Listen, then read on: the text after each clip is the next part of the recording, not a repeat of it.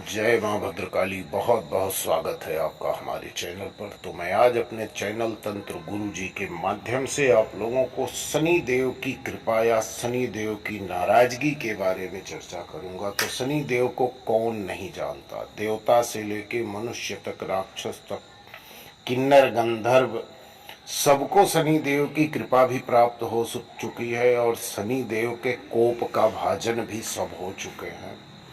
तो शनि देव को प्रसन्न रखने के लिए सिर्फ आपको दो काम करने हैं। सारी बाधाएं, सारी झंझट, सारी परेशानियां एक दिन में समाप्त होगी।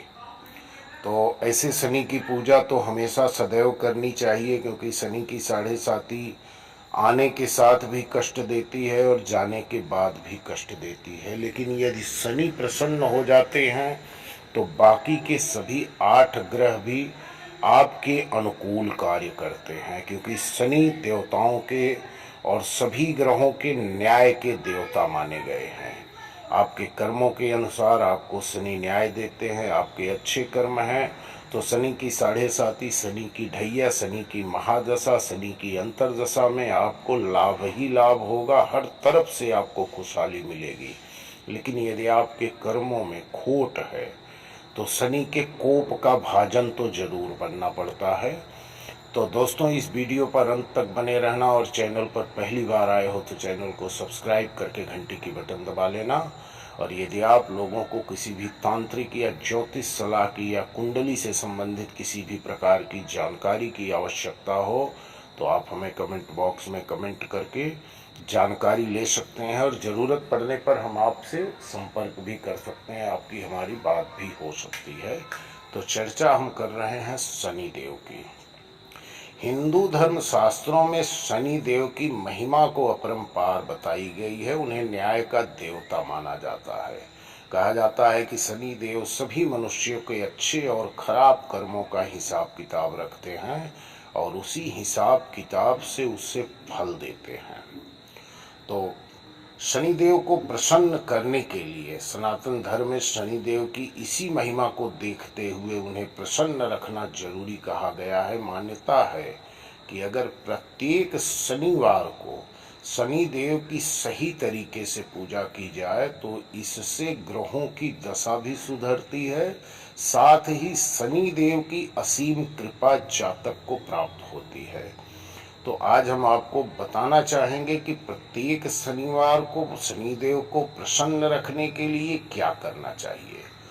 तो सबसे पहले तो आपको ये जानकारी लेना है कि शनिदेव की शिला अगर आपके निवास स्थान के, आपके कार्यस्थल के स्थान से नज़दीक में कहीं पर शनिदेव की शिला हो और वह शिला पूरी तरह से सिद्ध शिला हो तो उस पर सरसों के तेल का दिया जरूर जलाना चाहिए। और यह दिया उनकी मूर्ति या शिला के सामने नहीं बल्कि मंदिर में रखी उनकी शिला के सामने जलाकर रखें। अगर आसपास शनि मंदिर न हो तो किसी पीपल के पेड़ के आगे तेल का दिया जलाएं। अगर आसपास पीपल का पेड़ भी न हो तो किसी जरूरतमंद को सरसों का तेल दान कर दें। और शनिदेव की पूजा के दौरान ओम प्राम प्रीम प्रौम सह शनिश्चराय नमः मंत्र का लगातार जाप करें। पूजा के बाद किसी गरीब को सरसों का तेल, काली उड़द या कोई भी काली वस्तु दान अवश्य कर दें। यह दान करने के बाद शनि चालीसा का जाप करें।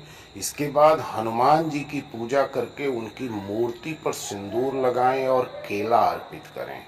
इन उपायों को करने से शनि देव अपने भक्तों से प्रसन्न रहते हैं और नकारात्मक ऊर्जा को निकाल कर उसको सकारात्मक ऊर्जा में परिवर्तित कर देते हैं। हनुमान जी की पूजा से भी शनि देव प्रसन्न होते हैं, लेकिन शनि देव की पूजा के साथ साथ हनुमान जी की पूजा करना ज़्यादा लाभदायक माना गया है। ऐसे तो हनुमान चालीसा का पाठ नियमित करना चाहिए और जितना संभव हो सके उतनी बार करो। हनुमान चालीसा की चौपाई में यह जरूर लिखा गया है कि जो 7 बार पाठ कर कोई छूटई बंद महासुख होई। यानी कि जो कोई भी 7 बार हनुमान चालीसा का नियमित रूप से 7 बार पाठ करता है, उसके जितने भी बंधन होते हैं वो छूट जाते हैं और सभी प्रकार के सुख सुविधा वैभव आनंद की प्राप्ति होती है। तो दोस्तों, हनुमान चालीसा में जो 40 चौपाई रखी गई हैं, सभी चौपाइयों का बड़ा अलग अलग महत्व है। और हनुमान जी को शनि देव ने वचन दिया है कि जो हनुमान जी की पूजा करेगा, शनिवार के दिन सरसों के तेल चढ़ाएगा, काला तिल चढ़ाएगा और सिंदूर चढ़ाएगा, उसे शनि की कृपा प्राप्त होगी। हनुमान जी की तो जो कृपा प्राप्त होनी है वो तो होगी ही, उसके साथ साथ शनि देव की कृपा जरूर प्राप्त होगी। तो इसके लिए नियमित रूप से हनुमान चालीसा का पाठ जरूर करना चाहिए। और हनुमान चालीसा का पाठ करते समय इतना ध्यान में रखिए कि आपको भोग हनुमान जी की मूर्ति या हनुमान जी का जो चित्र आप स्थापित किए हैं अपने घर पर, अपने कार्यस्थल पर, उस चित्र के सामने भोग जरूर लगाना चाहिए। हनुमान जी का प्रिय भोग लड्डू है या चना है या गुड़ है, जो भी यथाशक्ति जो संभव हो सके। अगर आप ज़्यादा कुछ और उपलब्ध नहीं कर पा रहे हैं तत्काल में, तो अगर आप सिंगदाना भी रख सकते हैं हनुमान जी के प्रसाद में, और उस प्रसाद को आप बांटिए और खुद खाइए, अपने परिवार को खिलाइए। लेकिन शनि देव की कृपा प्राप्त करने के लिए आपको सबसे पहला कार्य है कि जीवन में कोई ऐसा अनर्गल कार्य न करें जिससे समाज का, देश का या किसी व्यक्ति विशेष का अपमान हो, और खास करके किसी छोटे बच्चे का या किसी महिला का आपके द्वारा अपमान या कोई भी उसे कष्ट नहीं होना चाहिए। इससे शनि देव ज़्यादा प्रसन्न रहते हैं, क्योंकि शनि देव खास करके बच्चों के ऊपर कभी शनि की छाया नहीं होती, शनि की 7.5 या ढैया का कोई प्रभाव नहीं होता है, और औरतों के ऊपर कभी शनि देव नाराज नहीं होते हैं।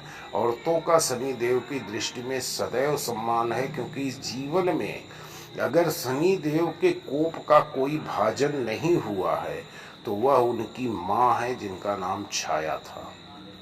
बाकी इस संसार में कोई व्यक्ति ऐसा अछूता नहीं बचा है जो शनि देव के कोप का भाजन न हो चुका हो या शनि देव की कृपा का पात्र न हो चुका हो। तो निर्णय आपको लेना है कि आपको शनि देव की कृपा प्राप्त करनी है या कोप का भाजन बनना है। शनि देव की कृपा के लिए जाने अनजाने में यदि आप कोई अपराध कर बैठते हैं, क्योंकि इंसान से अपराध हो जाना भी एक गुण है। कुछ ऐसे अपराध होते हैं जो हमसे हो जाते हैं, लेकिन उस अपराध को समझना, उस अपराध को महसूस करना, और यदि आप जिसके प्रति आपका अपराध हो गया, जिसका आपसे नुकसान हो गया, यदि आप उससे मिलकर क्षमा मांग लें तो सबसे बेहतर है। यदि सामने मौजूद नहीं है या वह व्यक्ति नहीं मिल सकता है जिसे आपके कारण दुख हुआ या कष्ट हुआ, तो आप भगवान से या शनि देव से जरूर क्षमा मांग लें कि हमारे अपराध को क्षमा करो, हम जाने अनजाने में भूल बस हमसे जो भी गलती हो गई उसे जरूर क्षमा कर दें। तो आप शनि के कोप से जरूर बचे रहेंगे। तो दोस्तों, इसी के साथ वीडियो समाप्त कर रहा हूँ। वीडियो पसंद आएगा तो एक लाइक, एक कमेंट करना, और चैनल पर पहली बार आए हो तो चैनल को सब्सक्राइब करके घंटी की बटन दबा लेना, ताकि हमारा अगला वीडियो आपको मिले, आप उससे लाभ ले सकें। धन्यवाद। जय मां भद्रकाली।